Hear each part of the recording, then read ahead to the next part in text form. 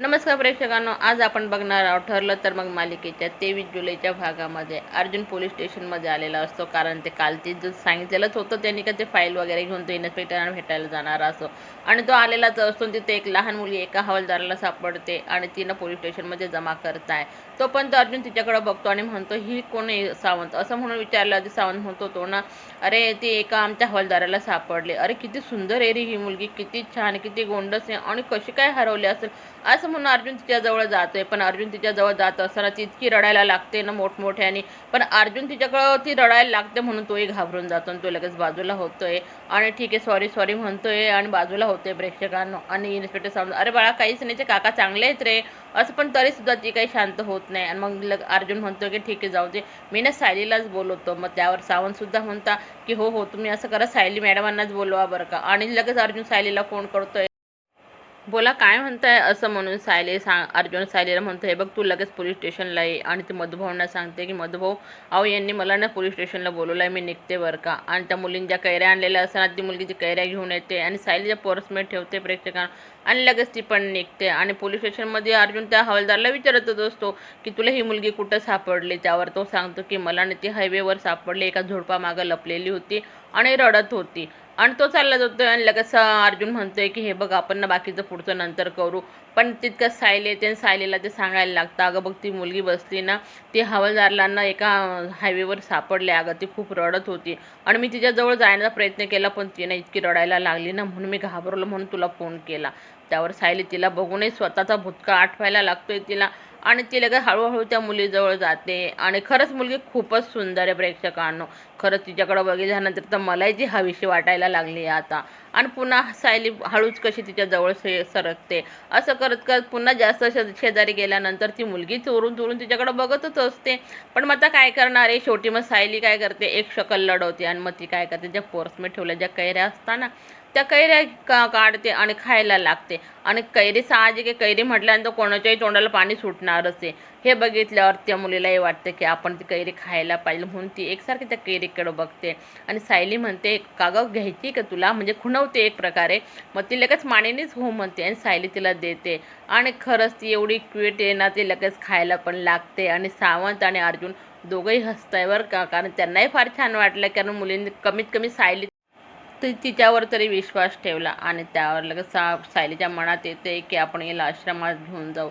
आणि तिच्याकडं बघून ती पुन्हा तिला म्हणते, अजून हवेत का गं तुला. आणि ती लगेच हो म्हणते. तिच्या जेवढ्या कैऱ्या असतात ना तिच्याजवळ सर्वेच्या सर्व तिला देते. आणि त्या कैऱ्या खात असताना सायलीला एकदम आठवतं की तिच्या पर्समध्ये अजून काहीतरी खाऊ आहे बुवा, म्हणून ते लगेच बिस्किट वगैरे असताना ती काढून त्या मुलीला देते. ती मुलगी ते एकदम जोरजोरात ते बिस्किट पण खायला लागते. म्हणजे तिला भूकच लागलेली असेल म्हणून पण ते खात असेल प्रेक्षकांनो. सायली अर्जुनला म्हणते, का हो आपण हिला वाशिल आश्रमात घेऊन जायचं का. अर्जुन म्हणतो, अगं हो मी तुला तेच सांगणार होतो की हिला आपण आश्रमामध्ये घेऊन जाऊ. आणि ती लगेच त्या मुलीकडे जाते आणि तिला म्हणते, तू माझ्या घरी चलशील का.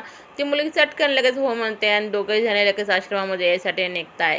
आणि ते आल्याबरोबर लगेच सर्व आश्रमामधल्यांना म्हणता की या या सायली मॅडम, अहो आम्ही तुमचीच वाट बघतो, या या. सायली थोडीशी चक्रात पडते की हे असं काय म्हणताय बुवा. आणि मग मध्ये गेल्यानंतर सर्वजण त्या मुलीला म्हणतात, अगं ही कोण आहे गं, हिला कुठून आणलं तू. त्यावर सायली म्हणते, ही ना पोलीस स्टेशनमध्ये त्या एक साहेबांना सापडली होती ना, म्हणून मी तिला इथंच घेऊन आली. आणि मग ती त्या मुलांशी तिची वाली ओळख करून द्यायला लागते. हे बघ हे तुझी दादा, ही ताई आहे असं. आणि त्याला लगेच कुसुमताई म्हणता, हां सायली मॅडम तुम्ही अगोदर तुमच्या सिंहासनावर बसावर का.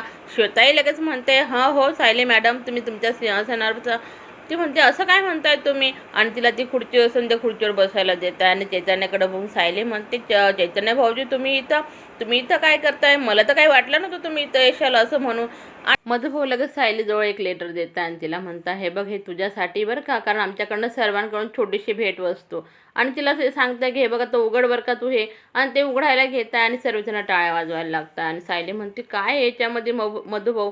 त्यावर सायली उघडून बघते तर ते रजिस्ट्रेशनचा कागद असतो, कारण त्याचं रजिस्ट्रेशन संस्थेचं सायलीच्या नावाने झालेलं असतं प्रेक्षकांनो. आणि लगेच ते अर्जुनला म्हणते थँक्स. अर्जुन म्हणतो माझाही थँक्स केलं तू. अरे हो, तुमच्या मनात नसतं आलं ना रजिस्ट्रेशन करायचं तर झालंच नसतं हे, असं म्हणून सर्वजण टाळ्या वाजवायला लागतात. आणि सायली खरंच खूप खुश होते आणि सायली मधुभाऊंना म्हणते, मधुभाऊ जसं तुम्ही आश्रम आत्तापर्यंत सांभाळा ना, मी तुमच्या आशीर्वादाने तसाच सांभाळत, तर तुम्ही काहीच काळजी करू नका. आणि मी जसं आत्तापर्यंत तुम्ही निराधारांना आधार देत आला ना, तसंच मी पण करेल. कारण तुम्ही माझा सांभाळ केला नसता ना मधुभाऊ, तर मी आज कुठं राहिले असते कुणास ठाऊक. पण खरंच तुमच्यासारखे लोक अजून बी ह्या जगामध्ये आहेत. आणि इकडं मात्र प्रियाचं वेगळंच कारस्थान चालू आहे. कारण तिने आता एक नवीनच काहीतरी फॉर्म्युला काढलेला दिसतोय. ती डॉक्टरला सांगते, अहो माझं ना खूप पोट दुखतंय आणि मला मळमळत आहे, कारण मला ना उलट्या होत आहे, खूप अशक्तपणा जाणवतंय, असं डॉक्टरांना ती सांगत असते. आणि मला ना काहीतरी वेगळंच खावंसं वाटतंय. तर डॉक्टर म्हणता, हो का, तुला काय खावंसं वाटतंय सांग बरं का, कारण असं तुला परमिशन आहेत आणि तुला जे काही खावंसं वाटत असेल ना, तू ह्या सिस्टरला सांगू शकते. त्यावर लगेच ती म्हणते, बघा ना कसे दिवस आले माझे डोहाळे ना, आता मला सिस्टरकडनं पुरवावं लागणार आहे. त्यावर लगेच ती नर्स असते ती म्हणते, सांगा बरं का तुम्हाला काय खावंसं वाटतं. आणि प्रिया मॅडम तिथं कमालच होते, डायरेक्टली काय सांगते, मला ना पिझ्झा खावासं वाटते, चॉकलेट मिल्कशेक. आणि असं म्हणते तर माझ्या सिस्टरही सांगते की ठीक आहे मी घेऊन येईल तुझ्यासाठी.